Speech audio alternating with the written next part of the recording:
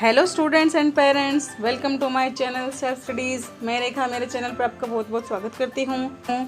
आज हम हिंदी की कक्षा 6 का जन्मदिन के क्वेश्चन आंसर देखेंगे। तो चलिए शुरू करते हैं जन्मदिन का क्वेश्चन आंसर। तो शुरुआत क्या है? शब्दार्थ से। बेखबर, अनजान, भंडार, खजाना, तमाम, सभी, आश्वासन, सांत्वना, भरोसा, विश्वास, बर्बाद, नाश, पसरा, फैला हुआ, कटौती, काटना, राहत, चैन, अक्सर, प्राय, सन्नाटा, गहरी शांति, गटकना, निगलना, झटपटाना, व्याकुल होना। यहाँ पे ये हमारे शब्दार्थ हो गए। अब आगे बढ़ते हैं मुहावरे की तरफ। मुहावरे हैं धमा चौकड़ी मचाना यानी धूम मचाना, भड़क उठना यानी और बढ़ जाना, तीखे तेवर होना, तेवर तीखे होना, गुस्सा होना, बाछे खिलना, प्रसन्न होना, संकलित मूल्यांकन, प्रश्न एवं उत्तर, कोष्टक में से उचित शब्द चुनकर रिक्त स्थानों की पूर्ति करो। सूरज आग बरसाने लगा, बबलू नल की टोंटी अक्सर खुली छोड़ देता, मौसी के घर गुब्बारे और रंगीन झालर से सजे हुए थे, बिजली और पानी का भंडार सीमित है, कमरा बिजली की रोशनी से जगमगा उठा। ये यहाँ पे सभी रिक्त स्थानों की पूर्ति हो गई। आगे बढ़ते हैं। प्रश्न कथन के सामने सही और गलत का चिन्ह लगाओ। बबलू को बाथरूम में घुसे हुए 2 घंटे हो गए थे। गलत। मौसी ने सबको खाने पर बुलाया था। सही। प्यास से बबलू का गला सूखा जा रहा था। सही। बिजली आने पर सभी बच्चे खुशी से नाचने लगे। गलत। पानी और बिजली अनमोल है। सही। निम्नलिखित प्रश्नों के उत्तर एक एक वाक्य में लिखो। बबलू की बुरी आदत क्या थी? बबलू पानी का नल, बिजली का बल्ब, कूलर, पंखा आदि अक्सर खुला छोड़ देता था। जन्मदिन किसका था? जन्मदिन शीला मौसी की बेटी पूजा का था। मौसी के घर क्या देखकर बबलू को आश्चर्य हुआ? उत्तर, मौसी के घर पसरा सन्नाटा देखकर बबलू को आश्चर्य हुआ। शीला मौसी ने बिजली की कटौती, पानी की कमी आदि का नाटक क्यों किया? उत्तर, शीला मौसी ने बबलू को सबक सिखाने के लिए बिजली की कटौती, पानी की कमी आदि का नाटक किया। निम्नलिखित प्रश्नों के उत्तर 2-3 वाक्य में लिखो। तो यहाँ पे आपको 2-3 वाक्यों में उत्तर देने हैं। बबलू की आदत से कौन परेशान थे? बबलू की आदत से माता पिता दोनों परेशान थे। स्कूल के शिक्षक और कर्मचारी सभी परेशान थे। शीला मौसी ने बिजली की कटौती का कारण क्या बताया? उत्तर, शीला मौसी ने कहा गर्मी बढ़ जाने से बाहर तमाम जगहों पर बिजली का भार बढ़ गया है, इसलिए कंपनी ने अपने यहाँ आज से बिजली कटौती शुरू कर दी है। आज कॉलोनी के इस ब्लॉक में कटौती हुई है, फिर बारी बारी से दूसरे ब्लॉकों में भी कटौती करेंगे। प्यास के कारण बबलू की स्थिति कैसी हो गई थी? उत्तर, प्यास के कारण बबलू का बहुत बुरा हाल था। आधा गिलास पानी वह एक ही घुट में पी गया था। 2-4 कौर खाते ही उसकी प्यास और भड़क उठी। वह प्यास से बेचैन हो उठा और पानी पानी चिल्लाने लगा। बबलू ने किस बात को कभी नहीं जाना?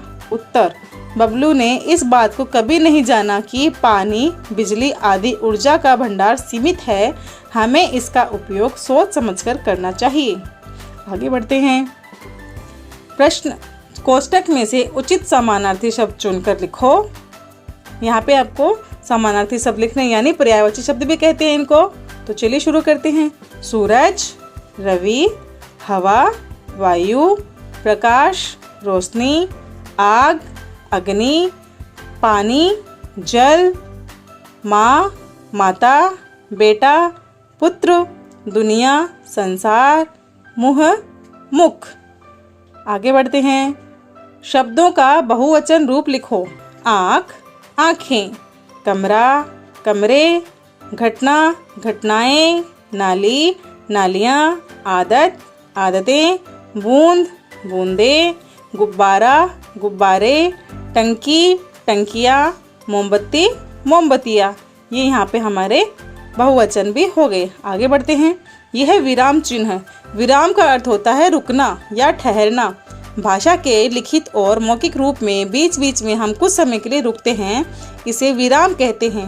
रुकने की क्रिया को स्पष्ट करने के लिए जिन चिन्हों का प्रयोग किया जाता है उन्हें विराम चिन्ह कहते हैं। हिंदी में निम्नलिखित विराम चिन्हों का उपयोग होता है, जैसे ये यहाँ पे अल्प विराम, विस्मय सूचक विराम, दोहरा उद्धरण चिन्ह, पूर्ण विराम, योजक चिन्ह, निर्देशक चिन्ह, प्रश्न सूचक चिन्ह, इकधरा उद्धरण चिन्ह।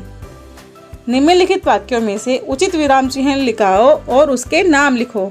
हम पूजा का जन्मदिन हंसी खुशी से मनाएंगे। तो इसमें कौन सा है? इसमें है योजक चिन्ह, क्योंकि इन्होंने योजना बनाई है ना। माँ, अब पानी की एक भी बूंद बर्बाद नहीं होगी, बबलू बोला। ये कौन सा है? दोहरा अवतरण चिन्ह। गुरुदेव रविंद्रनाथ की सबसे प्रसिद्ध पुस्तक गीतांजलि है। ये है एक हरा अवतरण चिन्ह। तिलक ने कहा था, स्वतंत्रता हमारा जन्मसिद्ध अधिकार है। ये कौन सा चिन्ह है? निर्देशक चिन्ह। भाषा की ओर शब्द युग्मों की जोड़ियां बनाओ। अ और ब, यहाँ पे हमको इनकी जोड़ियां बनानी है। जैसे ये एक साइड लिखा है अड़ोस, बारी, अच्छा, नहाना, हंसी, और बै में लिखा है वहाना, खुशी, बारी, पड़ोस और बुरा। अब हमें इनकी जोड़ी बनानी है। अड़ोस, पड़ोस, बारी, बारी, अच्छा, बुरा, नहाना, वहाना, हंसी और खुशी। ये इनकी जोड़ियां बन गई। आगे बढ़ते हैं। अर्थ के आधार पर वाक्यों के प्रकार। अर्थ के आधार पर वाक्यों के कई प्रकार होते हैं। यहाँ इसी प्रकार के कुछ वाक्यों के बारे में जानकारी दी जा रही है। सूचनात्मक वाक्य। जिन वाक्यों में कोई सूचना दी हुई होती है उन्हें सूचनात्मक वाक्य कहते हैं। जैसे गांधी जयंती के उपलक्ष्य में 2 अक्टूबर को विद्यालय बंद रहेगा।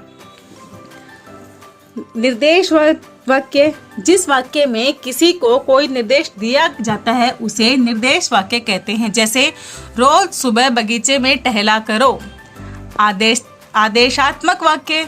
जिन वाक्यों में कोई काम करने का आदेश दिया जाता है उन्हें आदेशात्मक वाक्य कहते हैं। जैसे रामू, अभी बाजार जाओ।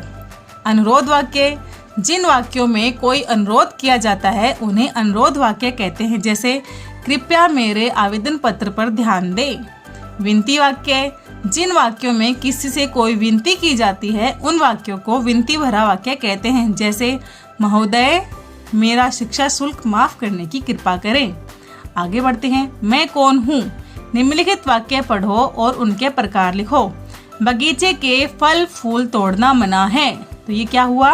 सूचना वाक्य। फल सब्जी लेकर घर आओ। फल सब्जी लेकर घर जाओ। ये क्या है? निर्देश वाक्य। चंदा मामा बाल पत्रिका पढ़ो। आदेश वाक्य। अपनी कृपा दृष्टि बनाए रखें। अनुरोध वाक्य। बच्चों ने कहा, कृपया हमें अंतरिक्ष के बारे में बताएं। विनती भरा वाक्य। मौखिक कसौटी। ये यहाँ पे मौखिक कसौटी यानी ओरल। ये यहाँ पे आपको टीचर जी आपसे पूछेंगे और आपको जवाब देना होगा कि माँ को बबलू पर क्यों चिल्लाना पड़ा, मौसी घर कूलर और पंखा क्यों नहीं चल रहे थे, शीला मौसी और माँ एक दूसरे को देखकर क्यों मुस्कुराई। इनके उत्तर क्या होंगे? माँ को बबलू पर क्यों गुस्सा आया? क्योंकि वो लाइट और वो सब वेस्ट करता था ना पानी, इसके लिए। ये आपको यहाँ पे याद करके टीचर को सुनाना पड़ेगा। ओके बच्चों, आगे बढ़ते हैं। आकारिक मूल्यांकन। मौखिक कार्य ये भी वही है, ओरल।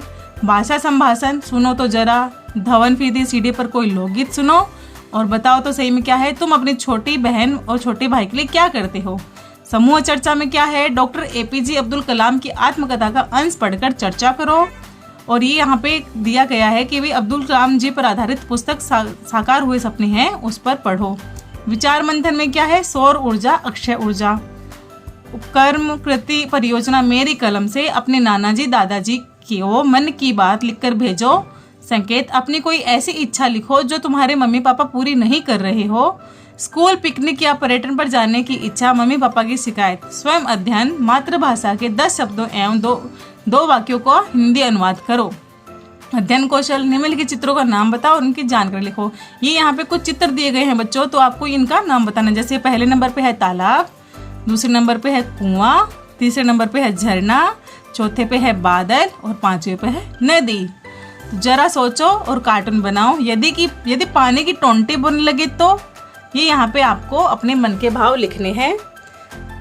सदैव ध्यान में रखो, प्राकृतिक संपदाओं की बचत करना आवश्यक है। यहाँ पे एक बहुत अच्छा मैसेज दिया गया है लास्ट में, और यहाँ पे अपना चैप्टर पूरा होता है। यहाँ पे क्वेश्चन आंसर खत्म होते हैं। ओके बच्चों, thanks for watching. Like, share and subscribe. Take care.